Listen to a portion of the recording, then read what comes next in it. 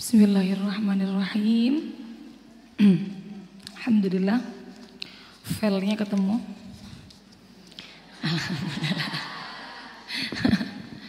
Sehingga tidak perlu bikin lagi dari awal. Alhamdulillah. Kita sampai di kesunahan saat kelahiran bayi ya. Kemarin masih menerangkan tentang persiapan memilih, persiapan menghadapi, persiapan ketika menginginkan anak-anak yang sholih dan sholihah. Dari mulai persiapan milih calonnya, yang sholih dulu, kitanya dulu juga harus sholihah dulu, berusaha terlebih dulu. Setelah itu, setelah sudah dapat jodoh ya kan, diterima apa adanya, tidak boleh ditukar tambah, tidak boleh. Ya sudah jodohnya, ya sudah jodohnya, mesti ada kekurangannya, nggak mungkin sempurna. Kita juga tidak sempurna. Setelah itu ketika hamil, usahakan perbanyak membaca Al-Quran. Sudah cukup itu. Panjenengan kalau tanya sama Umi Hana, apa amalan ketika hamil? Itu pasti Umi jawabnya dengan Al-Quran. Umi pasti akan menjawab secara mantap bahwa memperbanyak menghatamkan Al-Quran di saat kehamilan. Saya teringat Umi itu pernah ketika hamil, entah hamilnya siapa saya juga lupa. Itu kebetulan Umi sedang setelah nazar. Nazarnya itu waktu Ramadan 1 hari 1 hataman. Jadi yang bayinya itu, yang di dalam kandungan itu dapat bonusnya. Dapat enaknya tuh itu Umi pas wadifahnya 1 hari 1 hataman. Itu saya ingat banget itu. Dan Umi itu dulu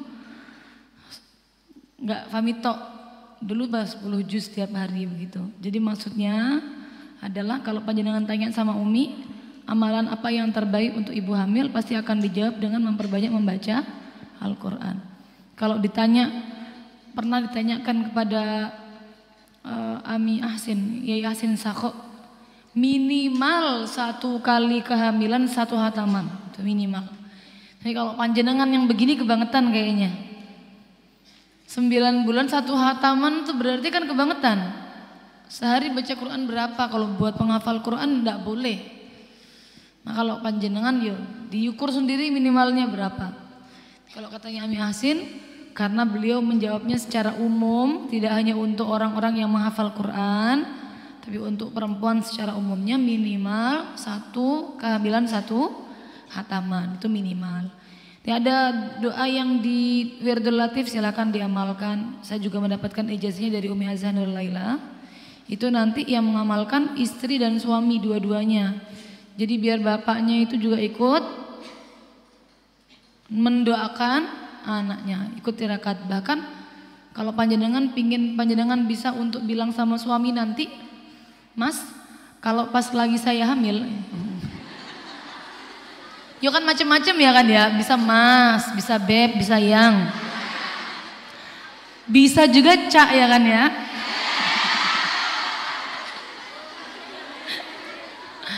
Sembarang panggilannya apa aja gitu ya.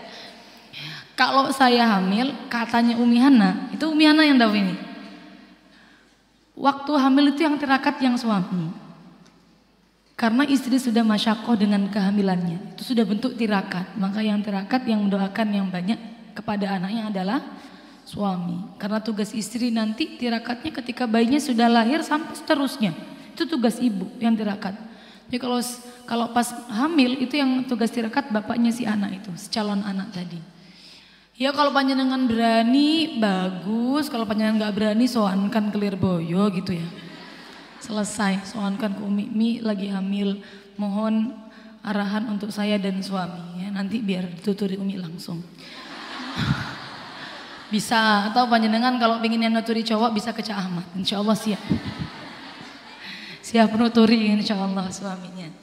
Iya, setelah itu ya paling utama selain kita banyak amalan-amalan adalah Kalau bisa apa yang kita lihat, apa yang kita lakukan, apa yang kita omongkan, apa yang kita dengar, itu kalau bisa meminimalisir hal-hal yang sifatnya adalah maksiat. Itu paling angel.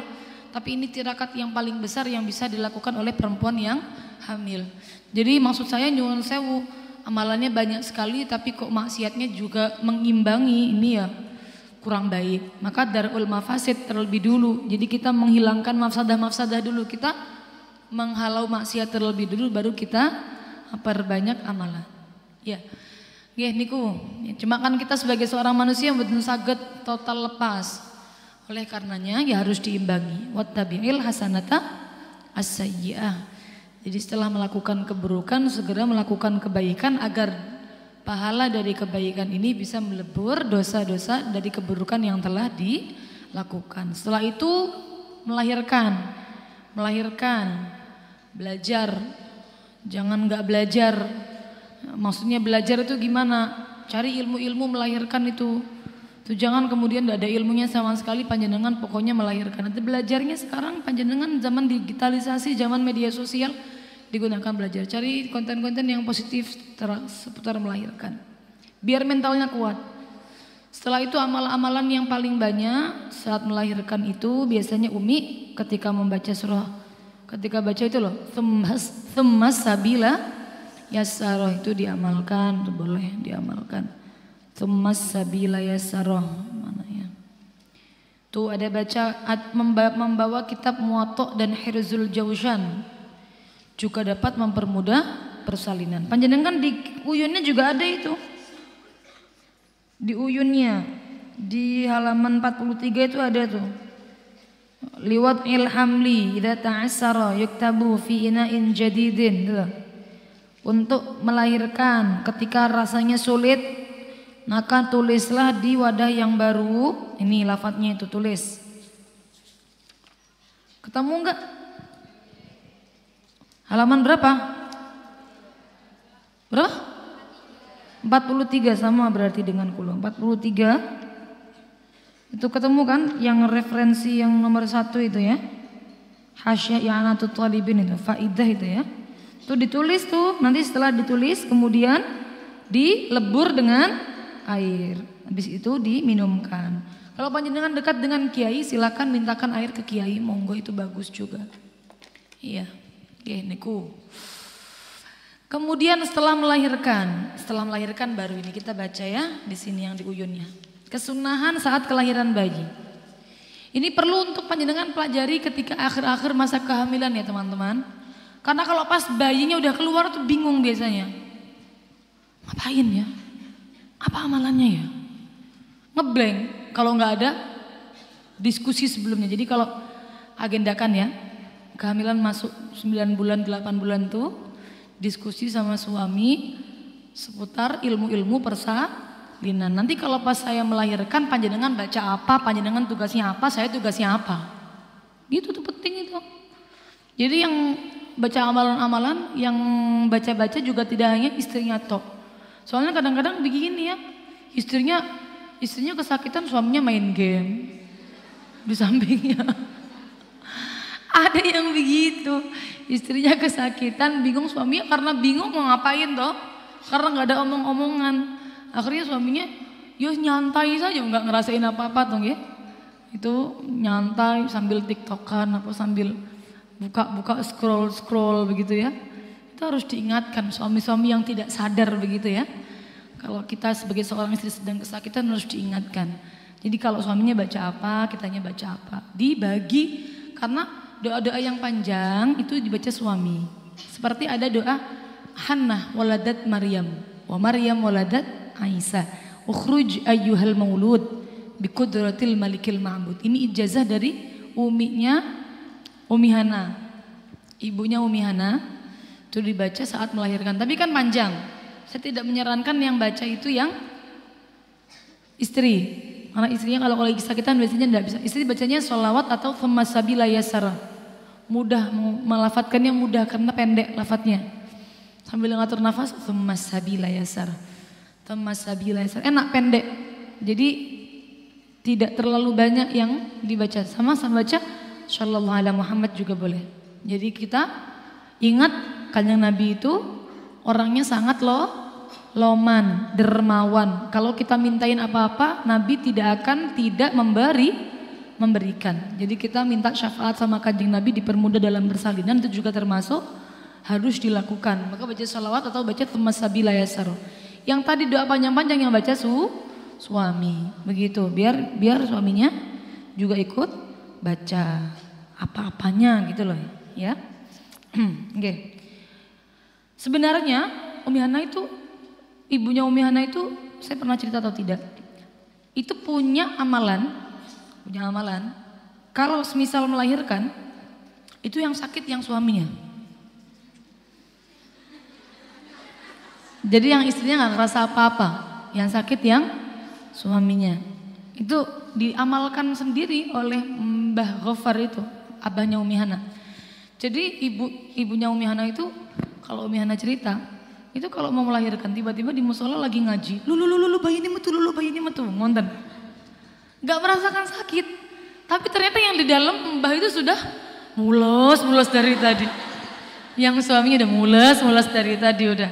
Tapi kan karena namanya ibu, saya manggilnya ibu itu di musola nggak ngerti, nggak ngerasa apa-apa. Tiba-tiba bayinya sudah mau keluar. Itu kalau cerita dulu begitu. Tapi sayangnya ijazah ini ijazah yang sudah telah hilang ditelan masa karena beliau sudah sedo dan tidak diturunkan, sayangnya. Tidak dapat, bahkan Umi Hana kalau sakit ya Umi Hana yang sakit, abah nggak kerasa apa-apa. Sebenarnya dulu sudah diminta sama Umi, tapi kebetulan ibunya Umi Hana, ibu itu sangat sayang dengan menantu ya, jadi tidak tega, tidak tega kalau menantunya merasakan sakit. Akhirnya membuat diturunkan ijazahnya itu. Jadi ya, saya juga tidak bisa mengamalkan kepada Cak Ahmad ya, sungguh sangat disayangkan sekali. Ya, saya cuma cerita bahwa ada ternyata loh ijazah yang begitu tuh ada ternyata dan terbukti begitu ya, sangat enak kalau ada ya. Supaya apa? Biar nggak semena-mena ya laki-laki itu kan, kita melahirkan sakit-sakit, ya kan, menyusui anak dan sebagainya begitu ya. Biar tidak mudah-mudah menyakiti perempuan. Setidaknya kalau mereka tahu rasanya sakitnya melahirkan, ya toh, tidak lebih menghargai perempuan. Pon, lanjut, sudah lahir bayinya. Kesunahan saat kelahiran bayi apa saja yang dilakukan? A.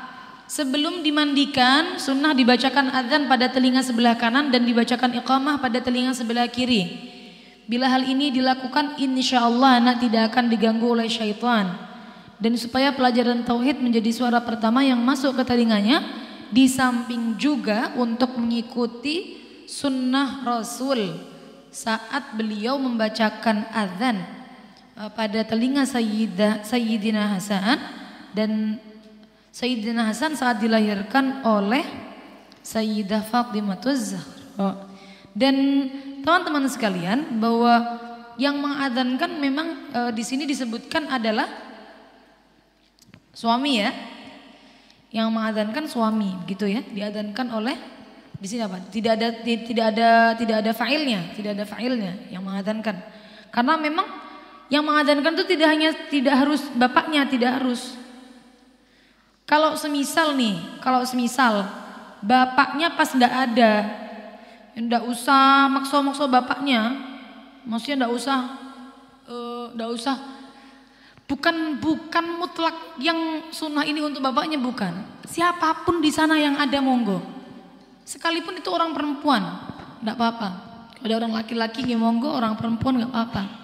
Keluarga terdekatnya yang mendampingi. Ibunya semisal, ibunya si ibu, berarti mbahnya anak, gitu, mbahnya anak, yang mendampingi mbahnya, ya tidak masalah, betul masalah. Jadi dalam artian jangan diartikan bahwa ini harus suaminya atau harus ayah dari bayi yang dilahirkan, bukan. Harus laki-laki juga tidak. Jadi yang penting diadzankan ini supaya nanti filosofinya manusia itu masuk ke dunia ya. Pertama kali yang ia dengar adalah kalimat tauhid, ya.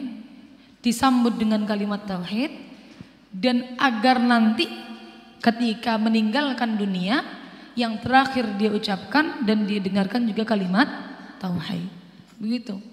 Jadi ada filosofinya kenapa kok diadzankan dan diiqomahkan di telinga sebelah kiri. Pon.